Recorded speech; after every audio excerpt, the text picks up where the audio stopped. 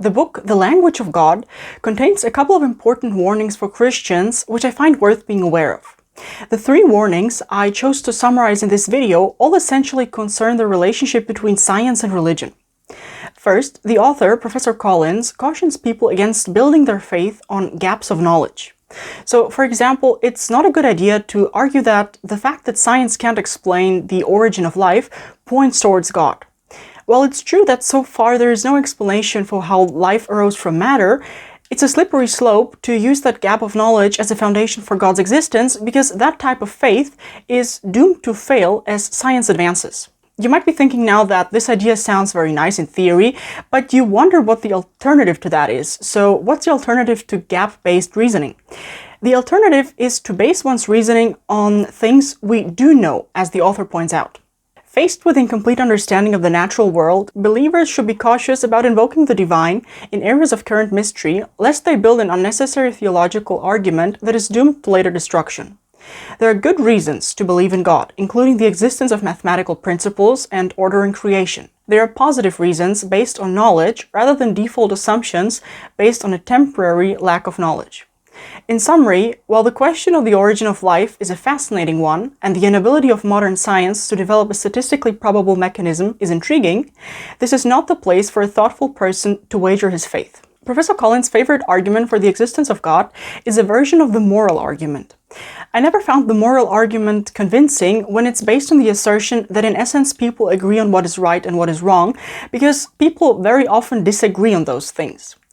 But that's not what the author means with the moral argument. What fascinates him is that while people often disagree what right and wrong is, everyone seems to agree that distinguishing right from wrong is a meaningful endeavor. For example, children might argue about what amount of ice cream is fair, adults might argue in political debates about the right military reaction to a conflict in a different country, and in medicine it's disputed whether it's okay to conduct research on human embryonic stem cells. In each of these examples, every party tries to appeal to an unspoken higher standard, which is the moral law or the law of right behavior. And its existence in these situations is generally accepted without question.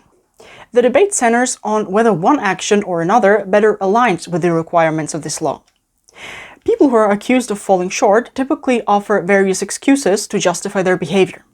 But almost never someone responds by saying, "To hell with your concept of right behavior." The author then responds to various objections to this argument and concludes with a quote by C.S. Lewis. "If there was a controlling power outside of the universe, it could not show itself to us as one of the facts inside the universe.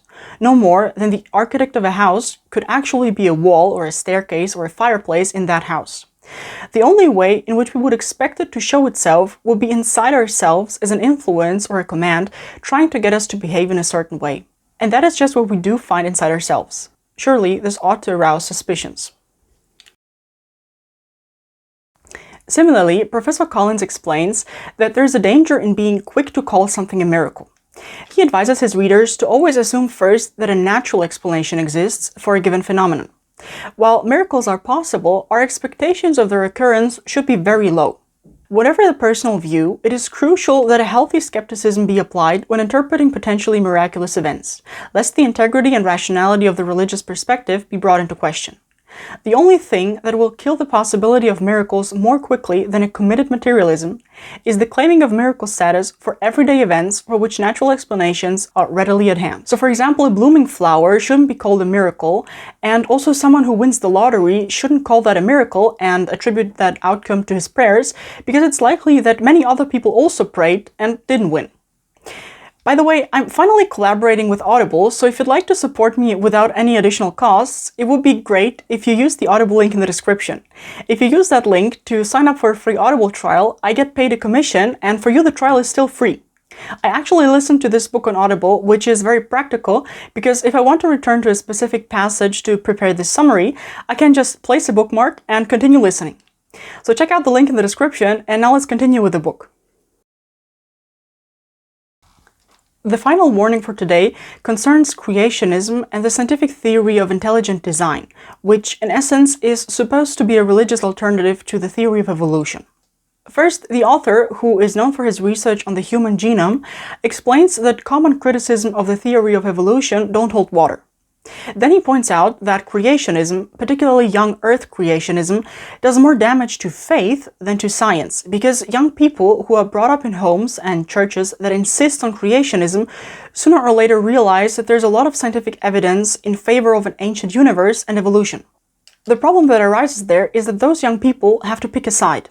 What a terrible and unnecessary choice they then face. To adhere to the faith of their childhood, they are required to reject a broad and rigorous body of scientific data, effectively committing intellectual suicide. Presented with no other alternative than creationism, is it any wonder that many of these young people turn away from faith, concluding that they simply cannot believe in a God who would ask them to reject what science has so compellingly taught us about the natural world? In my opinion, it's crucial that Christians in both camps become aware of the fact that different Christians have different levels of conviction and differ in their assessment of evidence. For some people, it's clear and certain that God exists and that the Bible is His Word. In such cases, it's understandable that those people easily reject scientific theories that seem to contradict their religious convictions.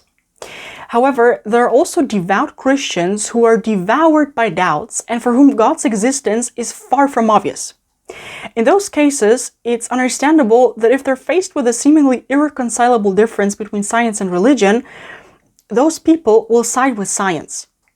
Professor Collins also highlights that the Bible should not be mistaken for a science book.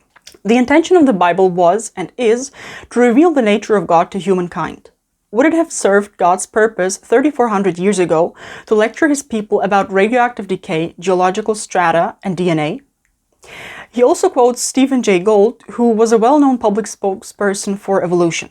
To say it for all my colleagues and for the umpteenth millionth time, science simply cannot, by its legitimate methods, adjudicate the issue of God's possible superintendence of nature. We neither affirm nor deny it. We simply can't comment on it as scientists. Either half my colleagues are enormously stupid, or else the science of Darwinism is fully compatible with conventional religious beliefs and equally compatible with atheism. Charles Darwin himself wrote in a letter in 1879 that it seems to me absurd to doubt that a man may be an ardent theist and an evolutionist. Professor Collins reconciles evolution and Christianity with the so-called theistic evolution. Contrary to intelligent design, theistic evolution is not a scientific theory.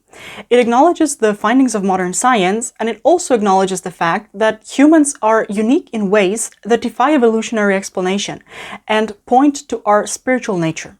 This includes the existence of the moral law, the knowledge of right and wrong, and the search for God that characterizes all human cultures throughout history. The author stresses that this is not another God of the gaps theory because it doesn't impose the presence of the divine into gaps in our understanding of the natural world.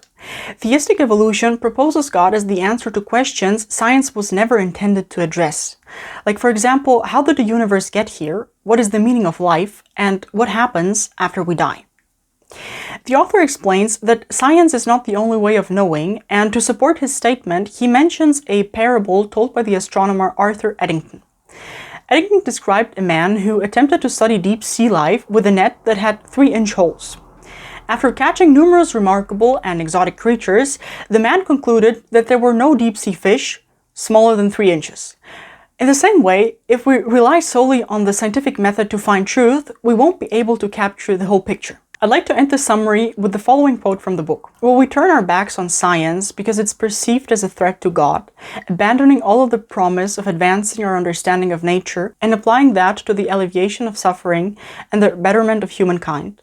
Alternatively, will we turn our backs on faith, concluding that science has rendered the spiritual life no longer necessary and that traditional religious symbols can now be replaced by engravings of the double helix on our altars? Both of these choices are profoundly dangerous. Both deny truth. Both will diminish the nobility of humankind. Both will be devastating to our future. And both are unnecessary. The God of the Bible is also the God of the genome. He can be worshipped in the cathedral or in a laboratory. Now let's get to my opinion on the book. I really like this book, and I need to say that if you didn't like the summary, you have to know that the book doesn't consist of warnings or something.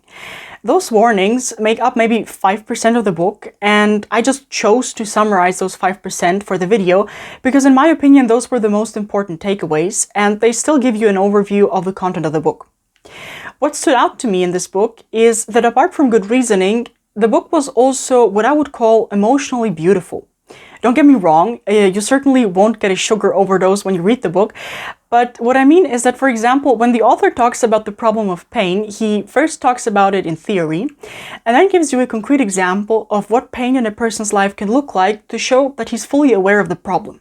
And at the very end of that description, he reveals that that story was actually a personal story, which gave me goosebumps because I really didn't expect that plot twist. I won't tell you what that story was, because I don't want to spoil the experience for you if you're planning to buy the book. But I'd like to say that whenever Professor Collins tells a personal story in the book, it complements the rest of his reasoning very well, and it doesn't seem like he's just trying to find an opportunity to talk about himself. The only part I can't like as a Catholic was the appendix, where the author discussed the possibility of conducting research on embryos which were fertilized for IVF, but which were then never implanted. This is problematic because his reasoning is based on the idea that IVF is good, but the Catholic Church teaches that IVF is immoral. So I'd like to point out that parts of the appendix are contrary to Catholic doctrine. But other than that, I really like the book, and if we say that the appendix isn't part of the book, I can rate the book a 10 out of 10, even as a Catholic. That's been it for today. See you soon, God bless, and bye!